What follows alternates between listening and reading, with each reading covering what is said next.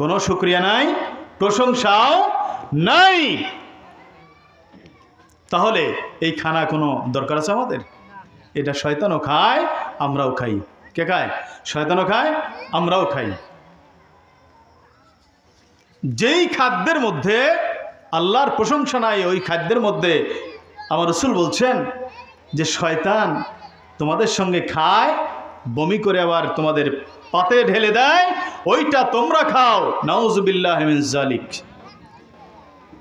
দেখছেন? এই জন্য আমরা অহরহ গুনাহ করছি। গুনাহ করতে করতে এমন গুনাহ করে ফেলেছি যেই গুনাহের জন্যে আল্লাহ রাব্বুল আলামিন কিয়ামতের ময়দানে ধরবে কিনা। আল্লাহ পাক বলছেন তোমরা তওবা করো, খাস দিলে তওবা করো, তাওবাতুন নাসুহা করো, আর তাওবাতুন নাসুহা করে আমি আল্লাহ রাব্বুল আলামিনের দিকে ফিরে আসো। তাবুকের যুদ্ধে আল্লাহ রাসূল সাল্লাল্লাহু আলাইহি ওয়াসাল্লাম সাহাবীদেরকে ডাকলেন, রে সাহাবীরা তোমরা কোথায়? চলে এসো, তাবুকের যুদ্ধে যেতে হবে। এরপরে বললেন সাইদ ইবনে আব্দুর রহমান কোথায়? বললেন লাব্বাইকা ওয়া সাদাইক ইয়া রাসূলুল্লাহ, উপস্থিত আছি। সালাবা কোথায়? সালাবা বললেন লাব্বাইকা ওয়া সাদাইক ইয়া রাসূলুল্লাহ, আমি উপস্থিত রয়েছি। বললেন যুদ্ধের ময়দানে যাওয়া লাগবে আব্দুর রহমান। বলে নবী গো, আমি যুদ্ধের ময়দানে যাব, কিন্তু ঠিক আছে আমার স্ত্রী একা, আল্লাহ আর আল্লাহ রসুল ছাড়া কেউ নাই।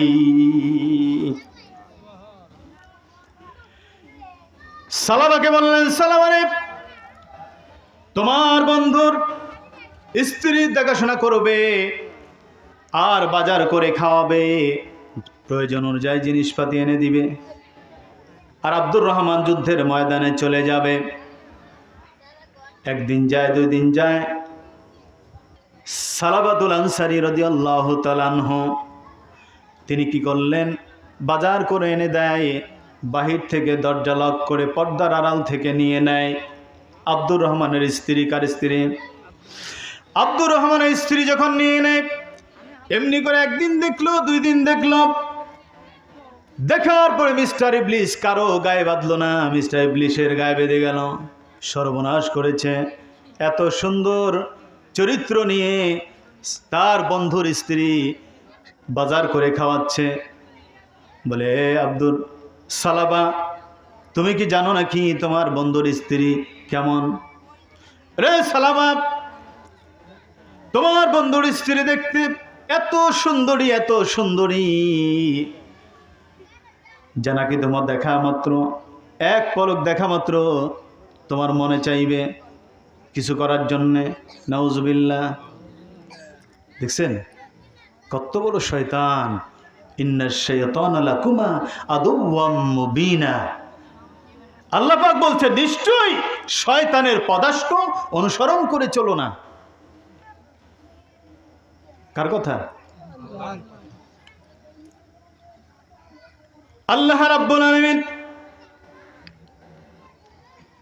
নির্বান্দা সালাবাতুল আনসারী একদিন চলে যায়, দুই দিন যায়, পর পর এমন করতে করতে শয়তানের ধোকায় পড়ে গেলেন, কুমন্ত্রণায় পড়ে গেলেন।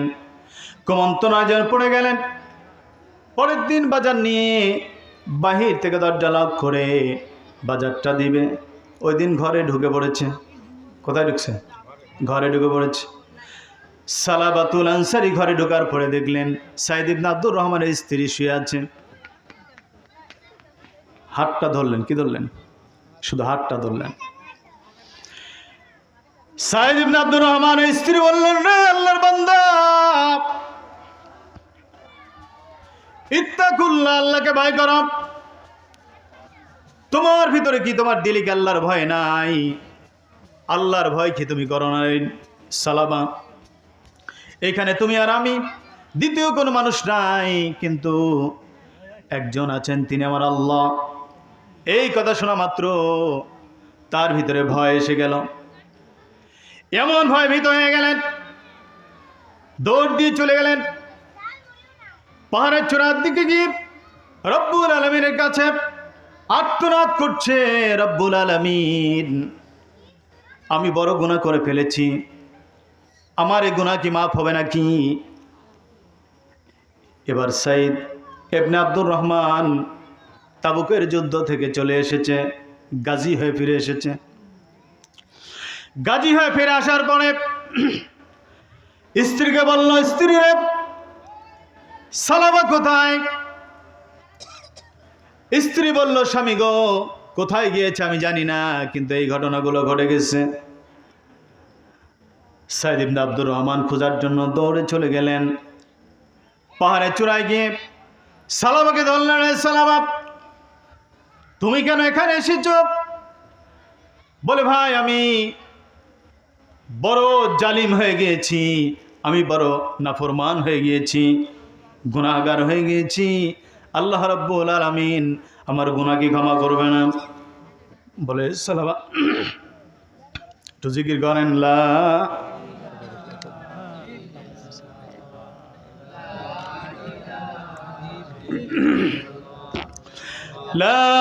ইলাহা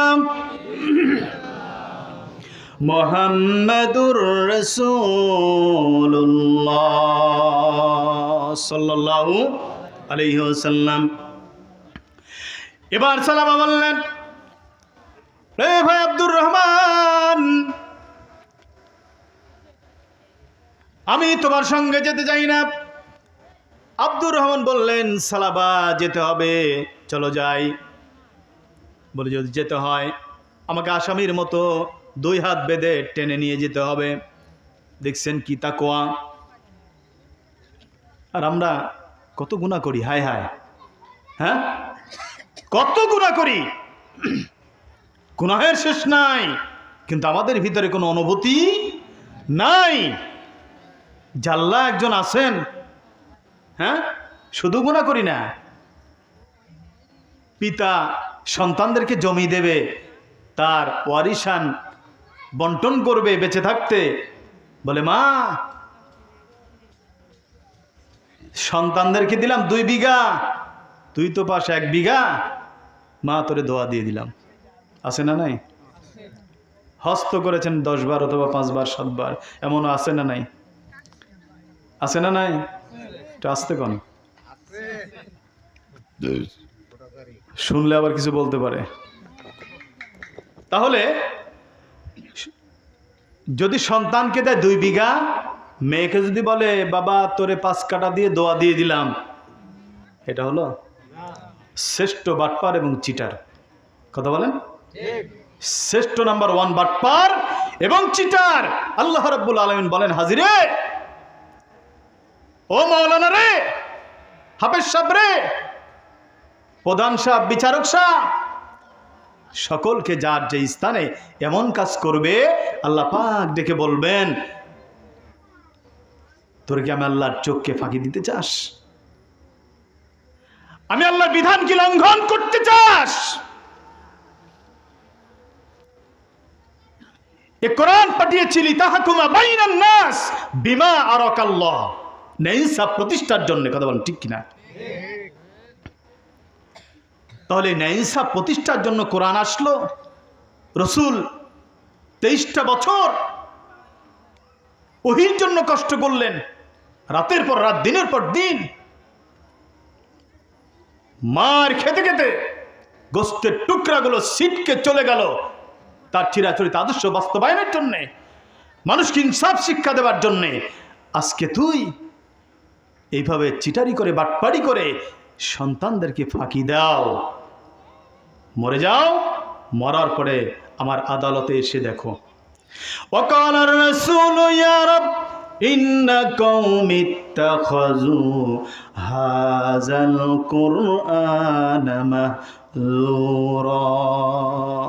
রাসূল কিয়ামতের ময়দানে এদের নামে মামলা দায়ের করবে। কথা বলেন ঠিক কিনা? হ্যাঁ, মামলা দায়ের করবে। ওই দিন খুব ভালো লাগবে, তাই না? চকলেট খাওয়াবে নাকি? হ্যাঁ, ভালো ভালো সুপার শপের খানা খাওয়াবে। বাস কারে কয়? বাস কারে কয়? ওই দিন বুঝবেন ঠেলাটা কি। ঠেলার নাম বাবাজি। ওই যে ফেসবুকে দেখলাম সেনাবাহিনী পিটাচ্ছে, কয় আব্বা আর মাইরো না। দেখছেন কি বলে, মায়ের ছোটে বলে আব্বা আর মাইরেন না। আব্বা বলারও সুযোগ দেবে না। সতর্ক হয়ে যান, সাবধান হয়ে যান, আর ফাঁকি দিন না।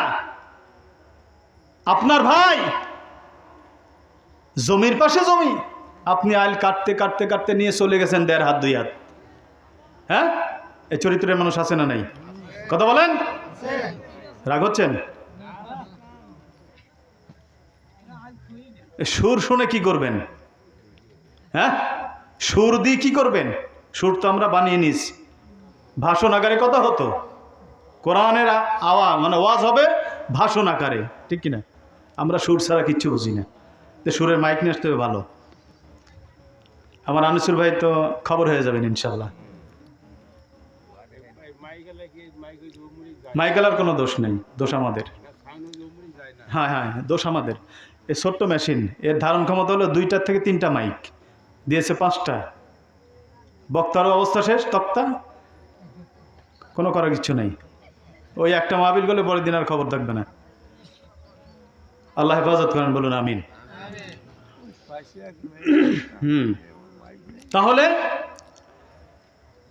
আপনার পাশে আপনার ভাইয়ের আইল ঠেল ঠেলে আপনার চলে গেছেন, ও মিয়া জমিন কি কবরে নিয়ে যাবেন নাকি? বলেন,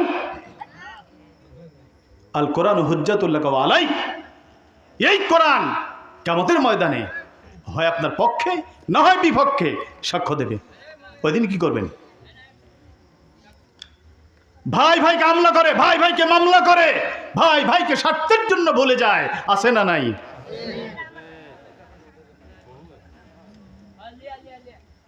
ভ্রাতৃত্ব বলতে কিচ্ছু নাই। মানবতার যে একটা আদর্শ, মহব্বত, আন্তরিকতার বলতে মুসলমানদের মধ্যে এটা উঠে যাচ্ছে দিন দিন, আছে না নাই? এটা উঠে যাচ্ছে। আর যত সমস্যা দেখবেন নিজেদের মধ্যে। আল্লাহ রাসূল সাল্লাল্লাহু আলাইহি ওয়াসাল্লাম বলছেন, এমন একটা সময় আসবে দেখবারে সাহাবীরা পাশাপাশি 3টা পুকুর থাকবে, 3টা পুকুর থাকবে। ডান পাশের পুকুরের পানি মধ্য পুকুরকে ডেঙ্গায়া বাম পাশের পুকুরে পড়বে, আবার বামের পানি মাঝখানেরটাকে ওভারটেক করে ডানেরটায় পড়বে। এইভাবে যখন আপ ডাউন করবে, আপার ডিপার করবে, পার্শ্ববর্তী পুকুরের সঙ্গে মিলিত হবে না। মিলিত না হয়ে একটা ওভারটেক করে আরেকটার সঙ্গে যখন মিলিত হবে, একটা আরেকটার সঙ্গে যখন আবার মিলিত হবে, এইটার কারণ কি জানো?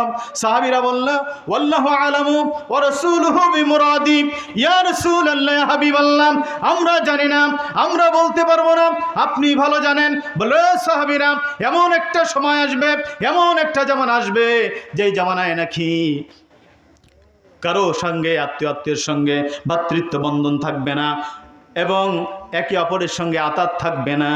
ভ্রাতৃত্ব বন্ধন না করে তারা ছিন্ন করতে চাইবে, ছিন্ন করবে করে অপর একজনের সঙ্গে, এই বাড়ির ডেঙ্গায়া অন্য বাড়ির সঙ্গে তারা আতাত করে চলবে, আত্মীয়তা করে চলবে, কিন্তু নিজ আত্মীয়কে ডিভাইড করবে, মাইনাস করে চলবে।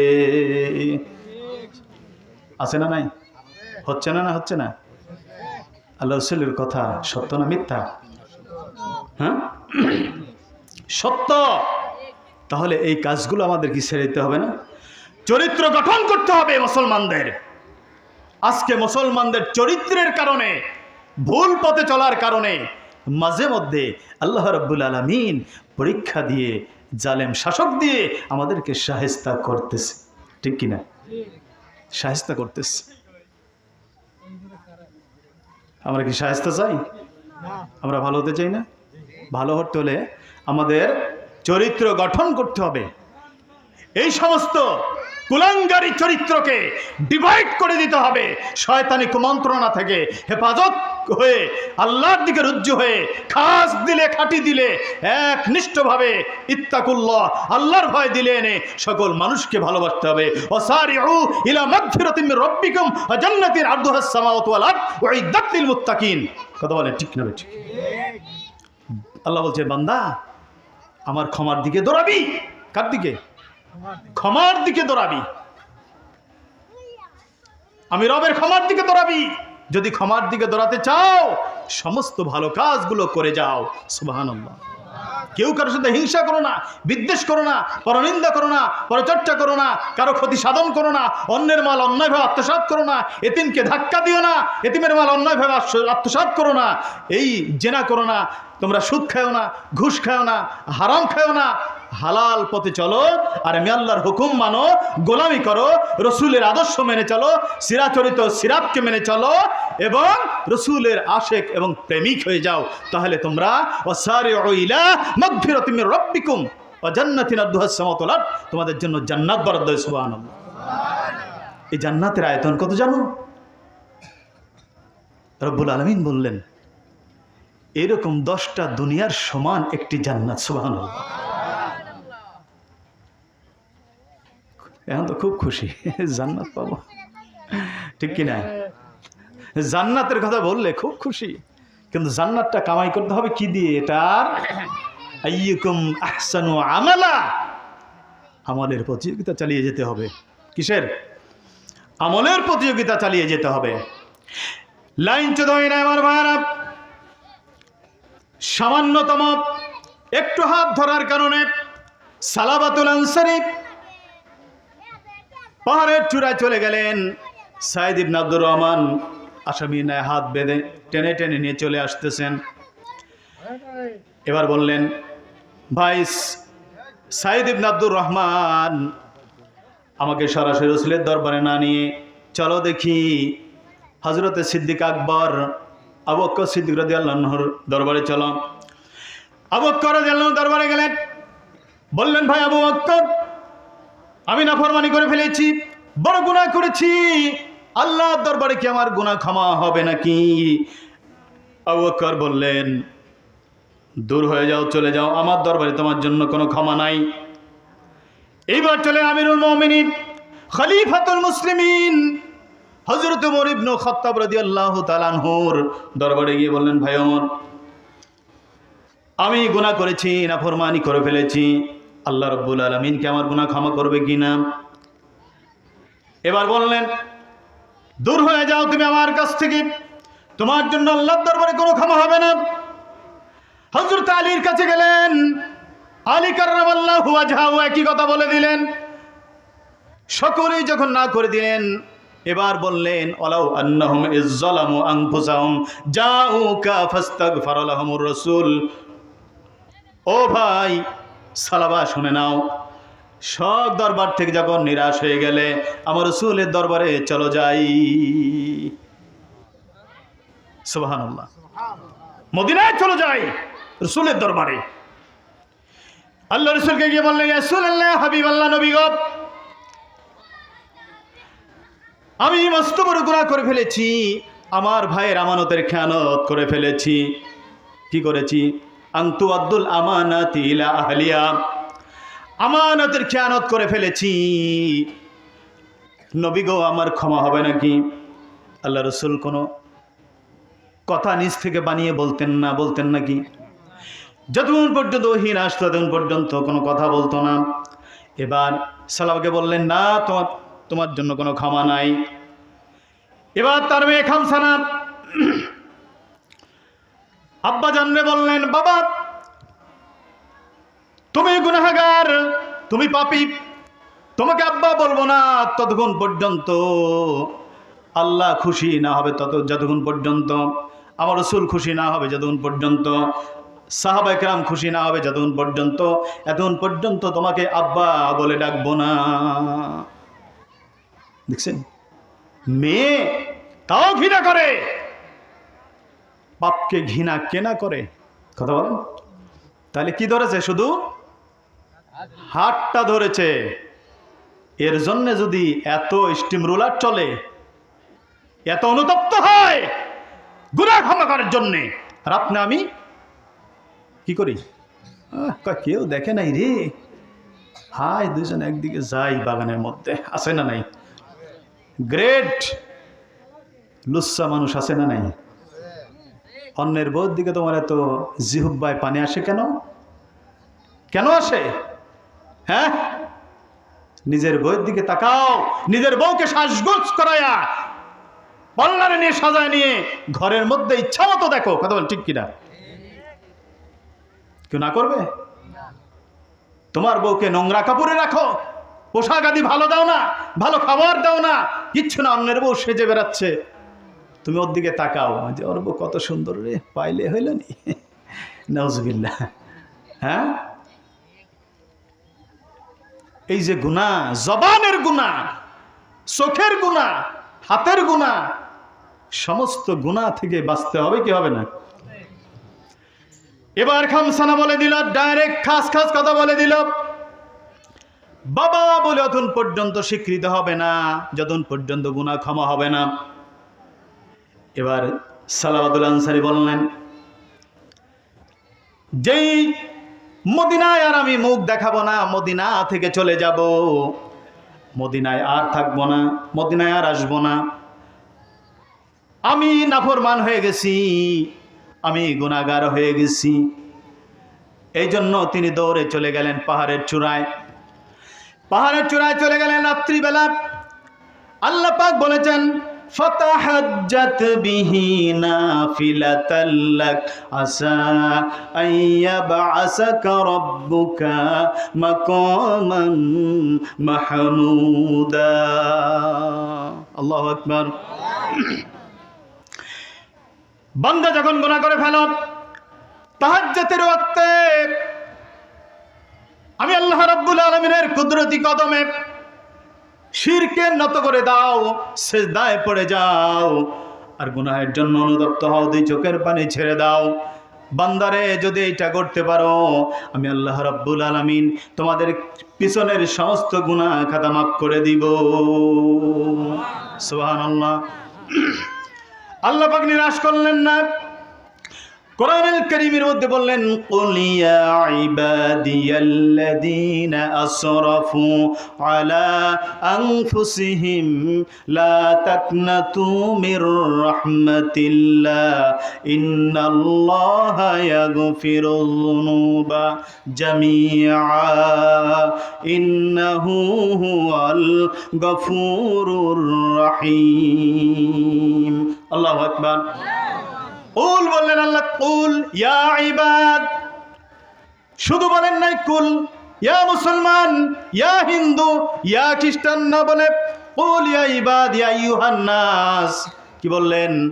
ইয়া আইয়ুহান নাস, হে মানব মণ্ডলী, তোমরা শুনে রাখো, আল্লাযীনা আনফুসিহিম, তোমরা তোমাদের নফসের প্রতি জুলুম করেছো, নির্যাতন করেছো, অত্যাচার করেছো, গুনাহের ভারে ভারাক্রান্ত হয়ে গিয়েছো। টেনশন করো না, চিন্তা করো না, হতাশ হয়েও না, নিরাশ হয়েও না। যদি তোমরা সঠিকভাবে তাওবাতুন নাসুহা করতে পারো, খাস দিলে খাঁটি খালেজ ভেজাল ভাবে, নির্ভেজাল ভাবে তোমরা গুনাহ করতে পারো, ক্ষমা চাইতে পারো, নির্ভেজাল ভাবে গুনাহ ক্ষমা চাইতে পারো, আমি আল্লাহ রাব্বুল আলামিন তোমাদের সমস্ত পিছের গুনাহ খাতা মাফ করে দিব। কারণ হলো আমি আল্লাহ রাব্বুল আলামিন দয়ালু, পরম দয়ালু, অতি দয়ালু। সুবহানাল্লাহ। আল্লাহর চাইতে দয়া কারো আছে বেশি? বাবার কাছে অপরাধ করেছেন, বাবা এমন রাগ করেছে, আপনাকে পিটানোর জন্য লাঠি নিয়ে তাড়া করেছে, আপনি চলে গেছেন, বাবার মারের ভয়, পিটানির ভয় চলে গেছেন। এবার সারাদিন কোনো খবর নাই, বাবা কোনো সন্ধান নিচ্ছে না, সন্তান কই গেল না গেল কোনো খবর নাই। ওই যে রাগ হয়ে আছে, কি হয়েছে? বাড়িতে আসলেই পিটাবে, বাড়িতে আসলেই পিটাবে, এই জন্য চলে গেছে। এবার সন্তান রাত্রিবেলা গোপনভাবে এসে আস্তে করে ডাকছে, মা, মধুর সুরে ডাক দিছে। মায়ের দিল তো নরম, কথা বলেন ঠিক কিনা? বলে, বাবারে সারাটা দিন কোথায় গেলে? সারাদিন তুমি আসো নাই, আমি মায়া টেনশন পড়ে গেছি, টেনশনের জন্য তোমার খাবার বেড়ে রেখেছি, তুমিও খাও নাই, আমিও খাই নাই। বাবা আয়, চলে আয়, বুকে জাপটে ধরে নিলেন। মা সন্তানকে হাতে তুলে খাওয়াই দিলেন। এইটা যদি বাবার কাছে হতো, বাবা কি আস্থা তুইত নাকি, মার দিত। তাহলে মায়ের চাইতে, বাবার চাইতে মায়ের দয়া বেশি। আল্লাহ পাক বলেন, বান্দারে তোর মায়ের যেমন দয়া, আমি আল্লাহ পাকের লক্ষ কোটি কোটি গুণ দয়া। চিন্তা করছেন?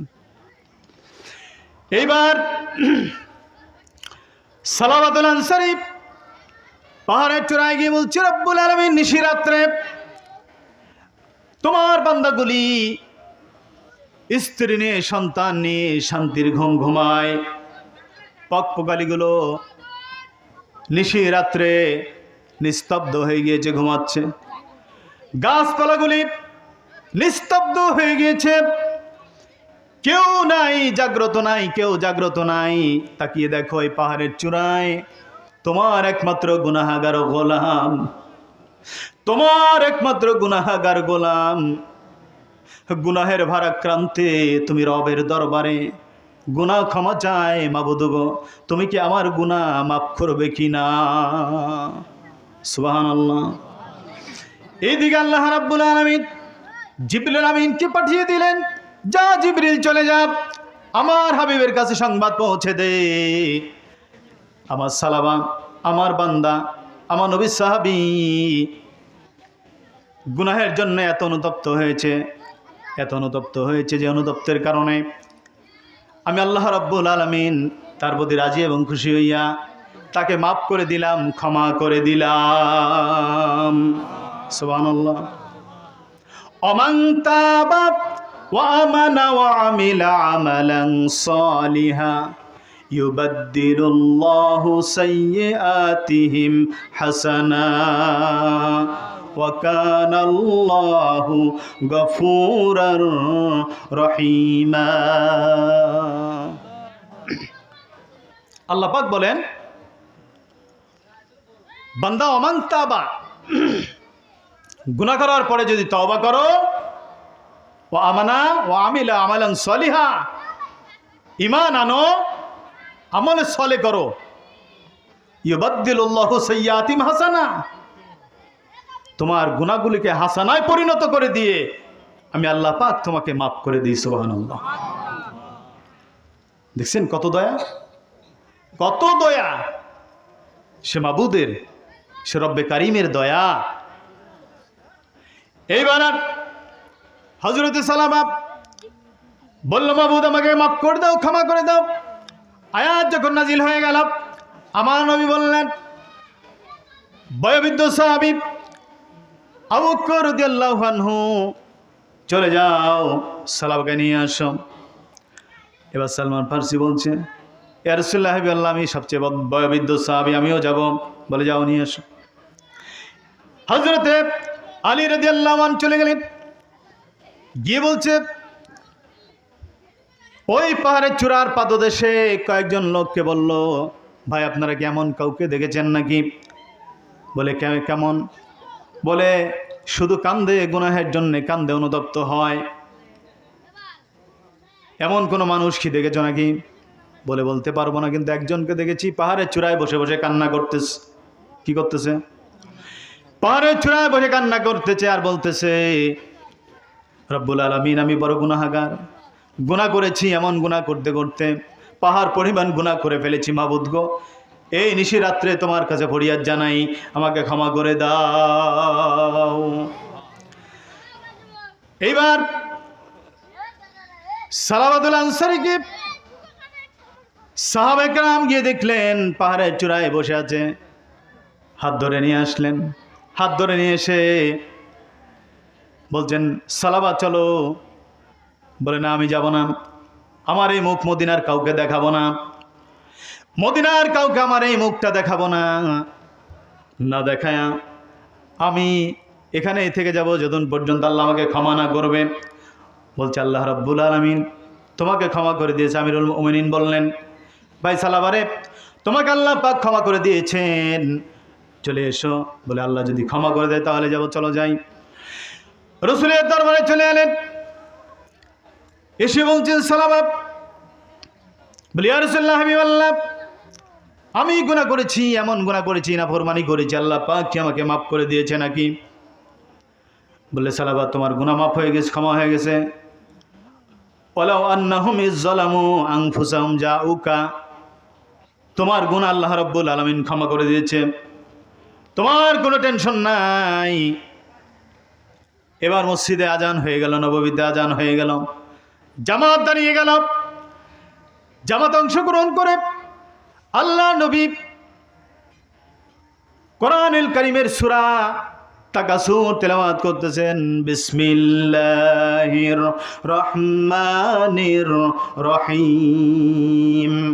আলহাকুমুত তাকাসুর হাত্তা যুরতুমুল মাকাবির। মাকাবির কোরআনের এই সূরাতে তেলাওয়াত করার সঙ্গে সঙ্গে কবরের কথা এসেছে। কবরের ভয়ের কথা চিন্তা করে, আযাবের কথা চিন্তা করে সালাবা চিৎকার দিয়ে আল্লাহু আকবার বলে জমিনে পড়ে গিয়েছে। আল্লাহ রাসূল বললেন, ও সাহাবীরা দেখো তো সালাবার কি হলো, সালাবার মুখে পানি দাও, সালাবার মুখে পানি দাও। এবার সাহাবী পালস দেখলেন, রক্তের পালস আছে কিনা, হাতটা ধরলেন, ধরে দেখলেন পালস নাই, ইন্তেকাল করেছেন। বলে ইয়া রাসূলুল্লাহ, হাবিবাল্লাহ, সালাবার মুখে আর পানি দেওয়ার কোনো প্রয়োজন নাই, সালাবা ইন্তেকাল করেছেন। ইন্না লিল্লাহি ওয়া ইন্না ইলাইহি রাজিউন। আল্লাহ রাসূল বললেন, সাহাবীরা তোমার ভাইয়ের লাশ নিয়ে যাও, গোসলের ব্যবস্থা করো। গোসল করানো হলো, কাফন পরানো হলো, কাফন পরে এবার জানাজা করবে। আল্লাহ রাসূল বললেন, আমি সালাবার জানাজা করব, সালাবার জানাজা করব। একটু জিকির করেন, লা ইলাহা